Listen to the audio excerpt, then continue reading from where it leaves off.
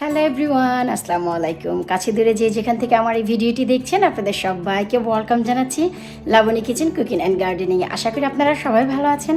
আলহামদুলিল্লাহ, আমিও অনেক ভালো আছি। ঘরের রান্নাবান্না শেষ আর মাথায় একটু ভূত চেপেছে, ভাবলাম আপনাদের সাথে শেয়ার করি, হয়তো বা আপনাদেরও ভালো লাগবে। আর তা হচ্ছে যে বেশ কিছুদিন আগে আমি আমার গাছের প্লাম থেকে আলু বকরা বানিয়েছি, নিশ্চয়ই আপনারা তা অনেকেই দেখেছেন। আর এরপরেও আলু বোখরা বানানোর পর আমার গাছে বেশ কিছু প্লাম ছিল, যা অনেক বন্ধুবান্ধবকে দিয়েছি, আমরা নিজেরাও খেয়েছি। সর্বশেষ আমি 60টি প্লামের মতো গুনে রেখে দিয়েছিলাম, তো সেখান থেকে একটি দুটি করে খাচ্ছি, ভীষণ ভালো লাগছে। আমি যখন আলু বোখরা বানিয়েছিলাম তখন প্লামগুলো পুরোপুরি পাকেনি, আর এখন প্লামগুলো পুরোপুরি পেকে গেছে এবং এত বেশি মিষ্টি, ট্রাস্ট মি, মনে হয় যেন আমরা সুগার, চিনি মিশিয়ে খাচ্ছি।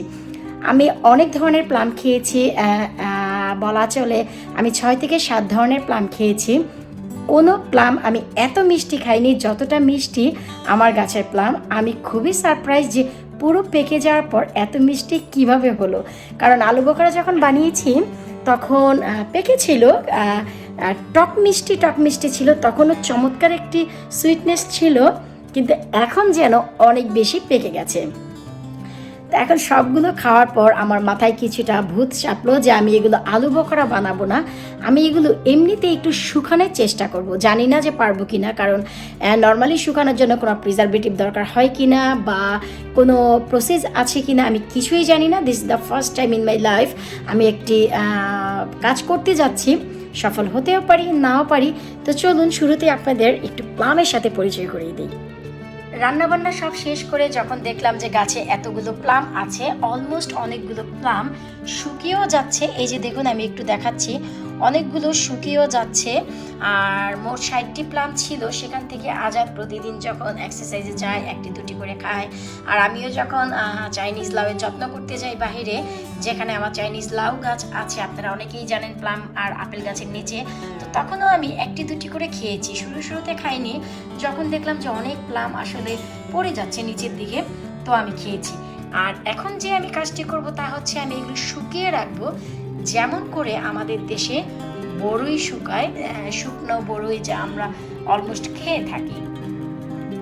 অনেক সময় আমরা গাছে বড়িগুলো শুকাই এবং সেই বড়ি কিন্তু আমরা খাই, আচার বানাই।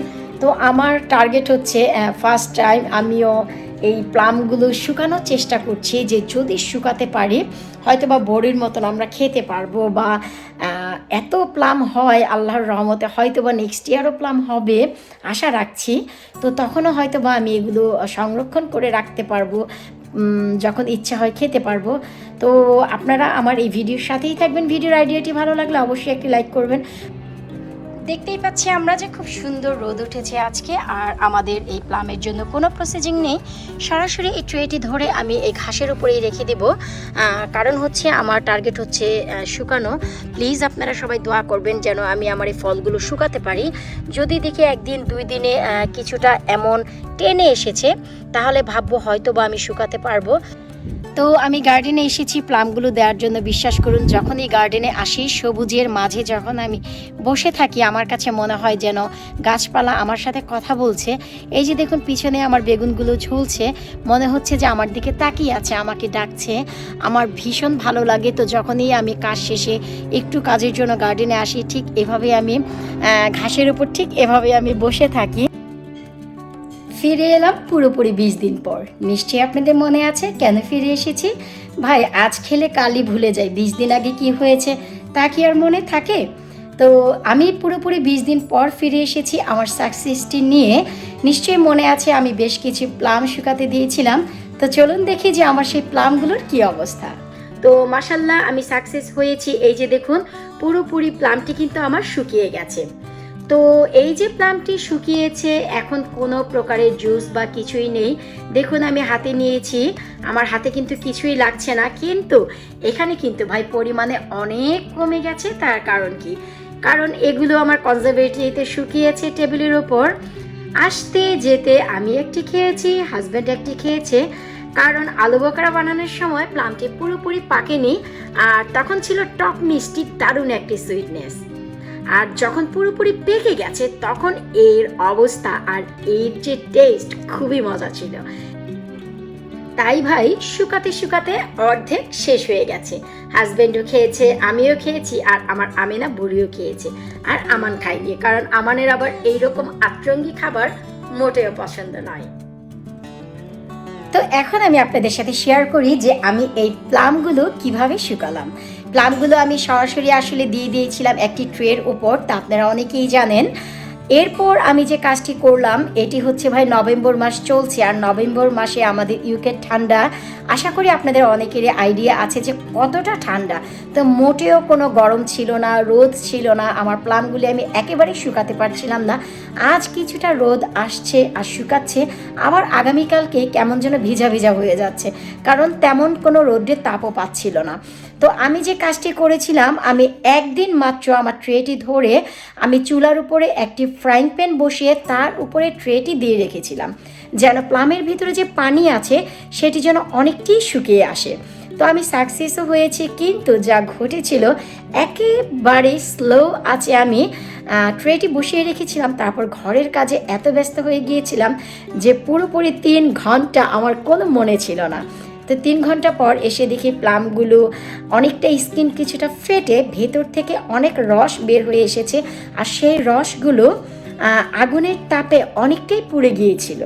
তো আমি আর সেই পোড়া অংশগুলো তেমন কিছুই করিনি, সেই ট্রের উপর রেখেই আমি প্লামগুলো শুকাতে শুরু করি। তো একটি পর্যায়ে এসে আমি যে জিনিসটি দেখলাম, লোভ লাগছিল খাওয়ার জন্য, তা আমি একটি প্লাম নিয়ে খাচ্ছিলাম। তো আমার কাছে কিছুটা তেতো তেতো লাগছিল, কারণ হচ্ছে প্লামের সেই রসগুলো পড়ে আগুনের তাপে অনেকটাই পুড়ে গিয়েছিল। তো আমি সেই রসগুলো আসলে প্লামের সাথে মিশাইও নি, এবং ট্রে থেকে আমি অন্য পাত্রেও ট্রান্সফার করিনি। তো সেই শুকানো রসের উপরেই আমার প্লামগুলো ছিল, যার কারণে কিছুটা তেতো তেতো ভাব আসছিল। তো এখন আমি কি করেছিলাম, তারপর আমি এই যে প্লামগুলো সরাসরি আমি পানি দিয়ে একটি ধোয়া দিয়ে নিয়েছিলাম, যেন তেতো ভাবটি চলে যায়, কারণ সেটি তো জাস্ট ছিল প্লামের রস, কিছুটা পুড়ে গিয়েছিল। তো তেমন করে ম্যাটার করেনি, আমি একটু হালকা কুসুম গরম পানি দিয়ে ধুয়ে তারপর সেই ট্রে থেকে এনে আমি একটি প্লাস্টিকের নেটে রেখে দিয়েছি। এতে করে দেখা যায় উপর দিক থেকে নিচ দিক থেকে যে একটি হাওয়া আছে তার একটি সার্কুলেশন হবে, নিচ থেকেও তাপ পাবে, উপর থেকেও তাপ পাবে, কারণ শুরুতে আমি ট্রেতে দিয়েছিলাম। আমি জানি যে সেই প্লামগুলো ফেটে রস বের হবে, তো যেন আমার সারফেস নষ্ট না হয় সেই জন্য আমি ট্রেতে রেখেছিলাম। আর যখন অনেকটা শুকিয়ে এসেছে, তারপর কিছুটা পোড়া পোড়া ভাবও হয়ে গিয়েছিল, যা বললাম, পানি দিয়ে ধুয়ে আমি যে কাজ করেছি এই নেটের উপর রেখে দিয়েছি, এতে করে পুরোপুরি আবার শুকিয়ে গেছে। আসলে নভেম্বর মাসের কারণে আমরা তেমন তাপ পাইনি, রোদ পাইনি, শুকাতে পারিনি, তাই আসলে যখন দেখলাম বেশ কয়েকদিন চলে গেছে, এগুলো শুকাচ্ছে আবার ভিজে যাচ্ছে, শুকাচ্ছে আবার ভিজে যাচ্ছে, তো আমি কি করলাম, এই জন্য আমি আসলে চুলার এই প্রসেসটি ফলো করেছিলাম।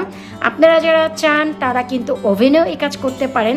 আসলে আমি চেয়েছিলাম যে আমি হাফ অ্যান আওয়ারের মতো চুলাতে রেখে কিছুটা তাপ শোষণ করে নেব।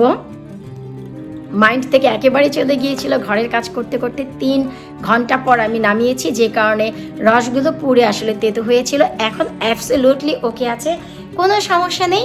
আমি অলরেডি খেয়েছি, গতকালকে হাজব্যান্ড 2টি খেয়েছে, আমিও 2টি খেয়েছি। তো ভাবলাম খেতে খেতে শেষ হয়ে গেলে এই ভিডিওর ইতি আমি টানতে পারবো না, আর আমি যে সাকসেস হয়েছি তাও আপনাদের সাথে শেয়ার করতে পারবো না। এখন আমি এগুলো প্রিজার্ভ করব আমার পুরনো যে আলু বকরার বক্স আছে সেই একই বক্সে।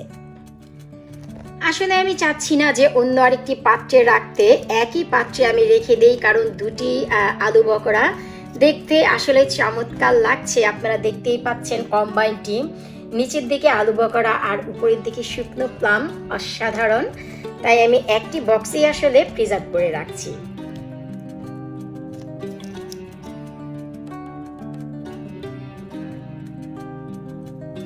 তো আমি আমার সাকসেসটি আপনাদের সাথে শেয়ার করতে পেরে আমার ভীষণ ভালো লাগছে। ভিডিওটি ভালো লাগলে অবশ্যই লাইক করবেন, আমার ইউটিউব চ্যানেলটি সাবস্ক্রাইব করবেন, ফেসবুক পেজটি ফলো করবেন। আর যারা আমার আলু বকরার ভিডিওটি দেখেননি, এই যে নিচের দিকে যে আছে আলু বকরা, এটি আমার নিজের বানানো, তারা অবশ্যই একবার চ্যানেলটি ঘুরে দেখে আসবেন কিভাবে আমি আমার নিজের গাছের প্লাম দিয়ে আলু বকরা বানিয়েছি। আর বিদায় নিচ্ছি আজকের মতো সাকসেসের সাথে। আল্লাহ হাফিজ।